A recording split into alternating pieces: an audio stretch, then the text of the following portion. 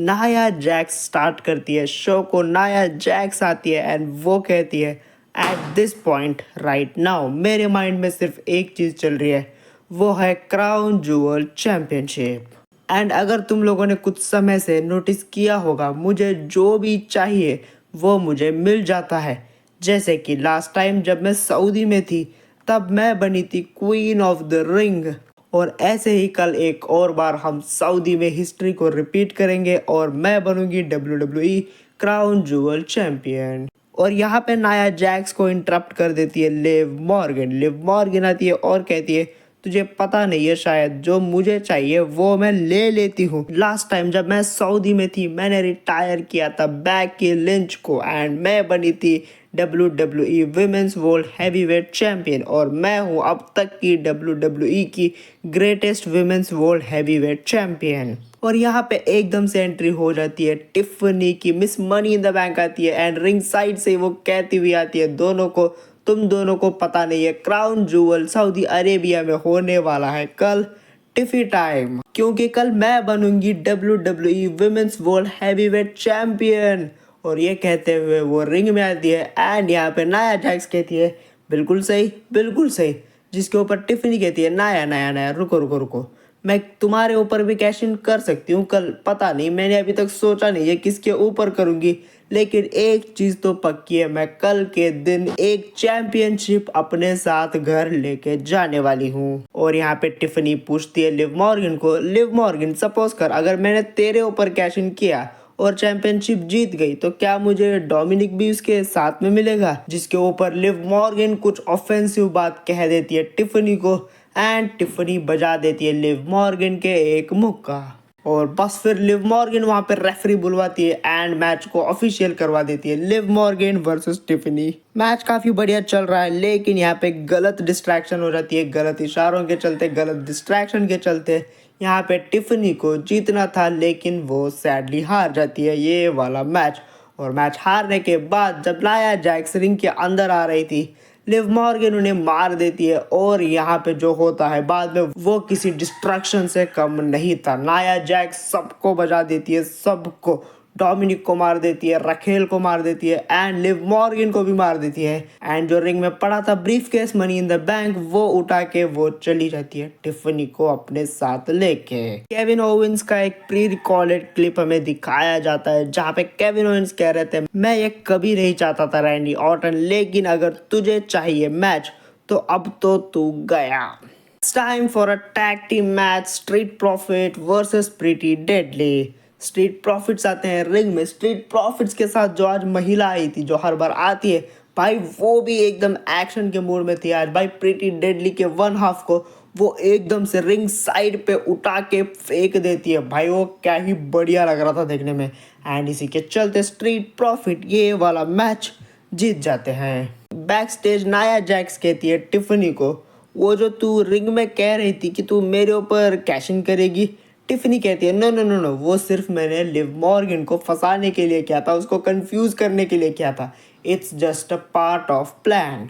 और यहाँ पे इन दोनों को इंटरप्ट कर देती है बेली एंड नियोमी। नियोमी पास आती है नाया जैक्स के, उनकी चैंपियनशिप को देखती है और कहती है सेव इट फॉर मी, मैं बहुत जल्द आने वाली हूँ तेरी ये चैंपियनशिप के लिए। और वो कहते हुए बेली एंड नियोमी पहुंच जाती है रिंग में, क्योंकि इनका टैग टीम मैच होना था इंडी हार्टवेल एंड कैंडिस के अगेंस्ट। इंडी हार्टवेल का ये आखिरी मैच था WWE में और ये रही इंडी हार्टवेल की आखिरी एंट्रेंस। भाई WWE वालों यार, उस बेचारी का आखिरी मैच था यार, एटलीस्ट उसको जितवा देते भाई, क्या ही नुकसान हो जाता।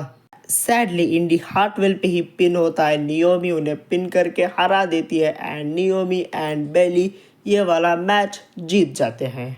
Here comes the Roman Reigns, head of the table, OTC Roman Reigns and Jimmy Uso in the ring. Jimmy Uso कहते हैं रोमन रेंस को, मैंने सॉल्व कर लिया है जे ऊसो के साथ अपना जो भी मैटर था, अब हम दोनों एक साथ आ चुके हैं एंड अब मैं चाहता हूँ कि रोमन रेंस तुम भी प्लीज़ जो भी तुम लोगों का आपसी मैटर है वो प्लीज़ सॉल्व कर लो। रोमन रेंस तुम भी अपने भाई अपने कजिन के साथ पैचअप कर लो, मैंने हमारे भाई को मना लिया है। And here comes Jey Uso. Jey Uso आते हैं इन द रिंग और जे ऊसो क्लियर तरीके से कहते हैं रोमन रेंज को। मैं सबसे पहले तो तुझे बताना चाहूँगा, तुझे क्लियर करना चाहूँगा, मैं ये सिर्फ और सिर्फ कल जो हमारा मैच होने वाला है मैं वो सिर्फ और सिर्फ इसलिए कर रहा हूँ क्योंकि सोलो सिकोवा ने कॉस्ट किया था और मुझे हरवाया था मेरी चैम्पियनशिप। मुझे तेरे से कोई ज़्यादा लगाव नहीं है, मुझे ना ही इस फाइट से ज़्यादा लगाव है। मैं सिर्फ और सिर्फ अपना बदला लेना चाहता हूँ सोलो सिकोवा से।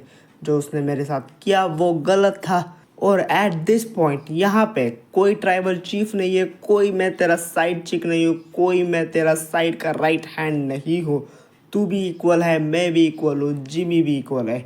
यहाँ पे एट दिस पॉइंट हम सब लोग इक्वली काम करेंगे, फैमिली के लिए काम करेंगे। यहाँ पे कोई ट्राइबल चीफ नहीं है, यहाँ पे कोई राइट हैंड लेफ्ट हैंड नहीं होगा, सिर्फ और सिर्फ ब्रदर्स होंगे। ये कहते हैं जे ऊसो एंड जे ऊसो उसके बाद क्लियर कहते हैं अगर मेरे को थोड़ा सा भी डिसरिस्पेक्टफुल फील हुआ तेरे से, जैसे तूने पास्ट में मेरे साथ करा है वो मैं अभी तक भूला नहीं हूँ, अगर वैसा कुछ भी तूने करने की कोशिश की जैसा तूने पास्ट में मेरे साथ किया था, अगर वैसा कुछ भी करने की कोशिश तूने की तो उसी सेकंड मैं तुझे छोड़ के चला जाऊंगा रोमन रेंस, क्योंकि मैं अब तेरा राइट हैंड नहीं हूँ, मैं हूँ the main event J Uso. And तू भी जा सकता है, ऐसा कुछ नहीं, क्योंकि एट दिस पॉइंट अब यहाँ पे हम तीनों इक्वल हैं, मैं तुम्हारे इक्वल हूँ। तो बता तुझे क्या करना है। ये कहते हैं Jey Uso to Roman Reigns, जिसके ऊपर रोमन रेंस अपना रिस्पॉन्स देते हैं, वो माइक मांगते हैं जिमी ऊसो से, जिमी ऊसो उन्हें माइक थमाते हैं एंड रोमन रेंस कहते हैं ईट।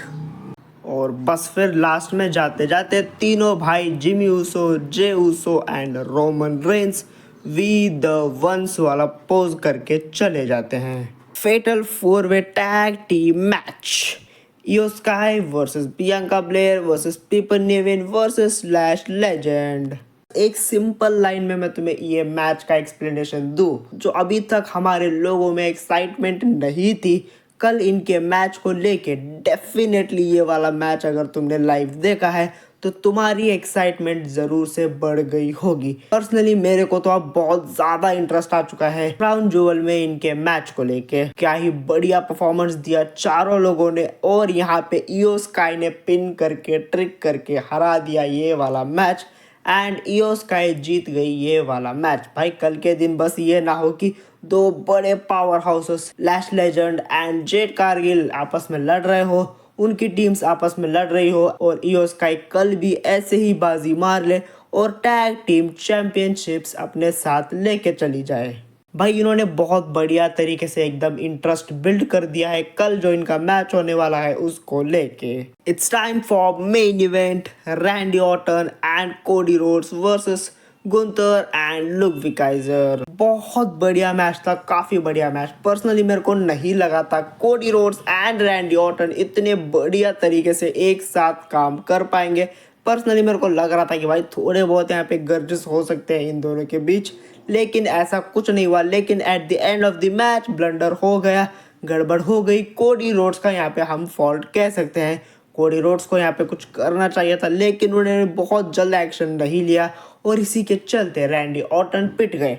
मैच जो है ये वाला वो तो जीत जाते हैं Cody Rhodes and Randy Orton, लेकिन मैच खत्म होने के तुरंत बाद यहाँ पे केविन ओवेंस आ जाते हैं with a steel chair and वो बचा देते हैं रैंडी ऑर्टन को। लेकिन कोडी रोड्स जो है वो बिजी थे अपना सेलिब्रेशन में, जिसके चलते वो रैंडी ऑर्टन को देख ही नहीं पाते एंड केविन ओवेंस 2-3 शॉट्स तो आराम से लगा देते हैं रैंडी ऑर्टन की बैक पे। एंड जब कोडी रोड्स ये वाला सीन देखते हैं वो बचाने जाते हैं रैंडी ऑर्टन को, लेकिन यहाँ पे पीछे से गुंथर आते हैं एंड गुंथर कोडी रोड्स को फंसा देते हैं स्लीपर लॉक में। चारों सुपरस्टार्स ने मिलके दोनों मैचेस के लिए हाइप बिल्ड कर दी।